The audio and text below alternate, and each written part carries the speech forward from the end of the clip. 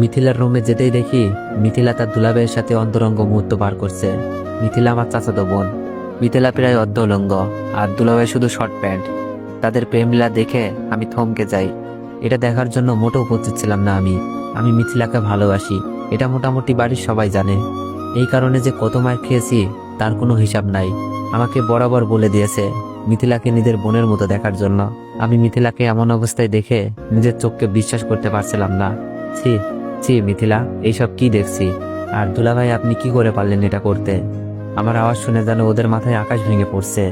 দুলাভাই বলল, অনিক প্লিজ কাউকে বইল না, কাউকে বললে আমাদের মান সম্মান থাকবে না। উনি সুমি আপুর স্বামী, দেখতে স্মার্ট আর অনেক বড় চাকরি করে। সুমি আপু হলো মিথিলার বড় বোন। আপু সকালে তার বাচ্চাকে ডাক্তার দেখাতে গেছে, সাথে চাচিও গেছে। চাচা নাই, মারা গেছে 3 বছর হয়। আব্বুও 2 পরিবারের প্রধান। আব্বু ও চাচা মিলে এইরকম 2টা 2তলা বাড়ি করে। সুমি আপুর বিয়ে হয়েছে 2 বছর, একটা 6 মাসের মেয়ে বাচ্চাও আছে। আপুকে আব্বুই বিয়ে দেয়। বিয়েটা পারিবারিক ভাবেই হয়। দুলাভাই আমার হীরের টুকরা, বাড়ির সবাই জানে, কিন্তু তার চরিত্র যে এত খারাপ আমি নিজেও ভাবতে পারছি না। আর মিথিলা এটা কিভাবে করলো?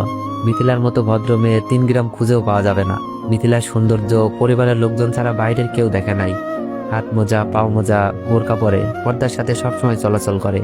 কিন্তু আজ সেই মিথিলার একই হাল দেখছি। চুপ করেন আপনি, লজ্জা করে না? আবার কথা বলেন। আর মিথিলা, তুই না পর্দা করিস, কোনো পরপুরুষের সামনে যাস না, এই তোর পর্দার আড়ালের চেহারা? আমার কথা শুনে মিথিলা কিচ্ছু বলছে না, নিজেকে ঢেকে শুধু কেঁদেই যাচ্ছে। তোর জন্য তো পুরো পদ্মাশীল নারীর সম্মান নষ্ট হলো। কি দরকার ছিল পর্দা করার? পতিতা পল্লীতে গেলেই তো পারতিস। এই মিথিলাকে যখন আমি বলতাম, মিথিলা আমি তোকে ভালোবাসি, তোর জন্য সব করতে পারবো, তখন মিথিলা আমার চরিত্র নিয়ে কথা বলতো আর আব্বুকে বলে আমাকে মার খাওয়াইতো। মিথিলা কান্না করতে করতে বলল, অনিক কাউকে বলিস না প্লিজ। মিথিলা, আমি যখন তোকে ভালোবাসি বলতাম, তুই আমার চরিত্র নিয়ে কথা বলতি, আব্বুর কাছে মার খাওয়াইতি। আজ তোর আসল রূপটা দেখুক সবাই।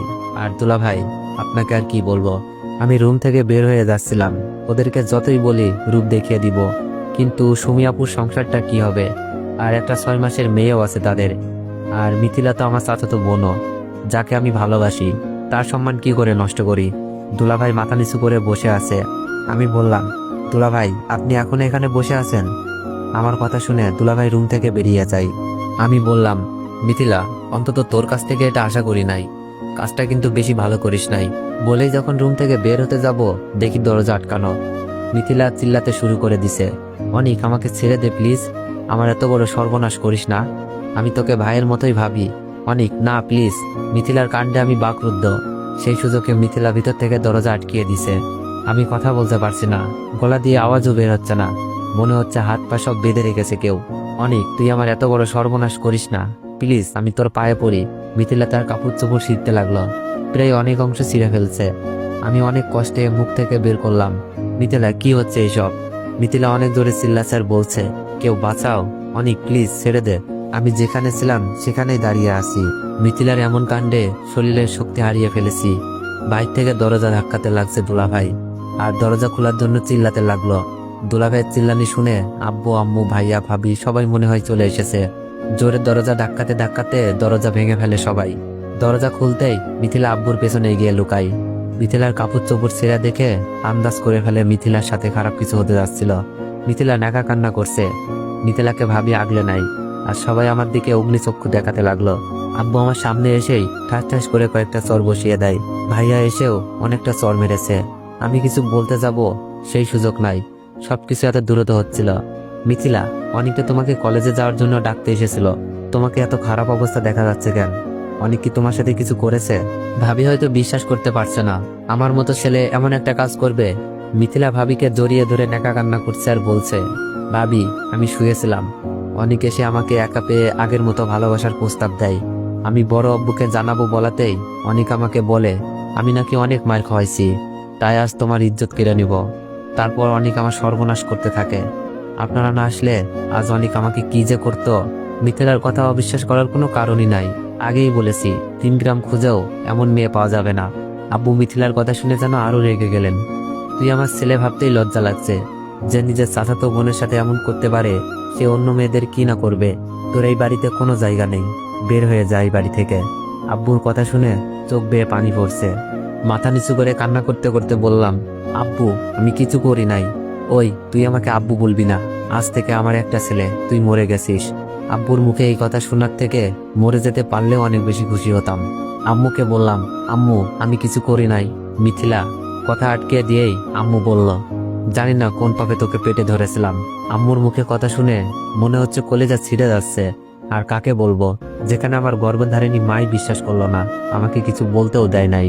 আমি দুলাভাইয়ের দিকে তাকালাম, মুখে শয়তানি হাসি। আর মিথিলা এখানে নেকা কান্না করছে। সুমি আপু চলে এসেছে, যার আদরে আমার বড় হওয়া, যে আপুটা আমাকে আপন ভাইয়ের মতো ভালোবাসে, আমাকে এখনো মুখে খাবার তুলে খাওয়ায়, সেই আপুটাও সবকিছু শুনে কান্নায় বুক ভাসাচ্ছে। আজ আমি আপুর চোখও খারাপ হয়ে গেলাম।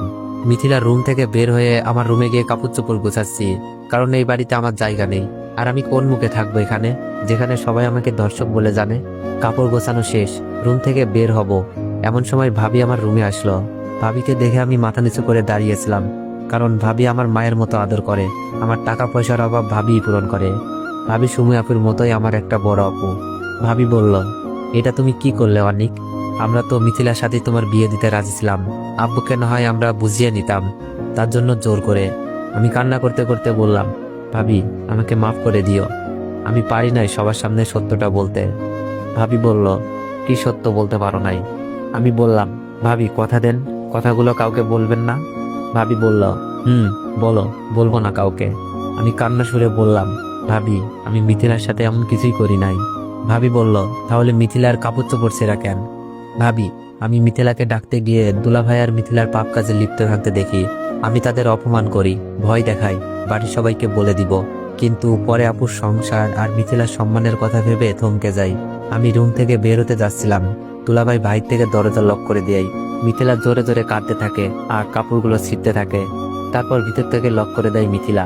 বাইর থেকে দুলাভাই দরজা ধাক্কাছে আর চিল্লানি শুনে তোমরা এসে আমাকে এই পরিস্থিতিতে দেখলা। আমি কাকে বলবো এই কথা, কে বিশ্বাস করবে বলো? এই বলে কেঁদে কেঁদে রুম থেকে বের হতে যাচ্ছি। ভাবির চোখেও পানি, ভাবি বিশ্বাস করলেও নিরুপায়। ভাবি বলল, কি বলছো অনিক? তাদের পাপের বোঝা তোমার উপর চাপিয়ে দিয়েছে?